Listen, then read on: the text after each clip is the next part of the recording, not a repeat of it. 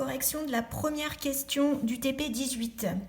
Alors, ici on nous demandait de construire les modèles moléculaires. Alors moi j'avais pensé à emprunter une boîte de modèles moléculaires avant le confinement.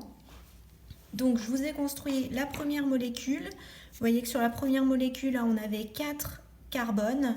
Donc j'ai bien mis mes 4 carbones ici.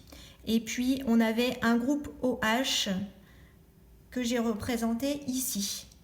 Et à chaque fois, remarquez bien le nombre d'atomes d'hydrogène sur chaque carbone et sur l'oxygène.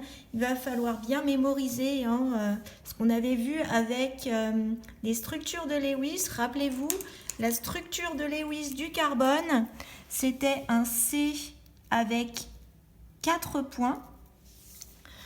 Donc ça veut dire que l'atome de carbone va pouvoir faire 4 liaisons. Et c'est bien le cas, à chaque fois, sur chaque carbone, on a 4 liaisons. On voit bien là les 3 hydrogènes, plus la liaison avec le carbone d'à côté, par exemple. Et pour l'oxygène, son schéma de Lewis, c'était comme ceci. Donc les atomes d'oxygène vont à chaque fois avoir 2 liaisons. On voit bien que le rouge, là, a 2 liaisons. Voilà. Donc ça, c'était la première molécule. J'espère que vous avez réussi à la construire avec la petite simulation sur Internet.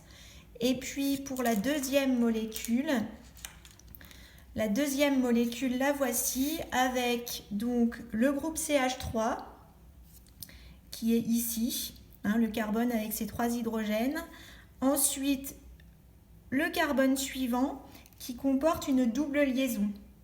Donc voilà la double liaison avec l'oxygène, et ensuite un groupe OH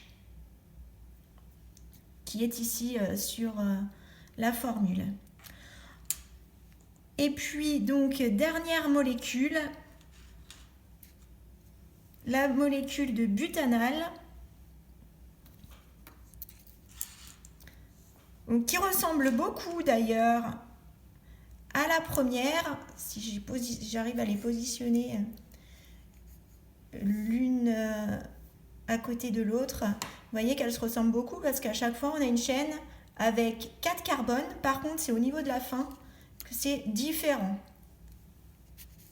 Donc au niveau de la fin, sur la troisième molécule, on a une double liaison avec le O, alors que sur la première, on avait une simple liaison. Et d'ailleurs, vous pouvez remarquer qu'au niveau du nom de ces deux molécules, le nom diffère également très peu. La première s'appelait butanin-ol et la troisième s'appelait butanal. Donc voilà, des noms très proches pour des structures très proches. On va essayer de comprendre justement le lien qu'il y a entre le nom et la structure de la molécule. Voilà, je m'arrête là pour la première question. J'espère que cette première question, c'est assez clair pour vous. Et je fais une vidéo ensuite pour la deuxième question.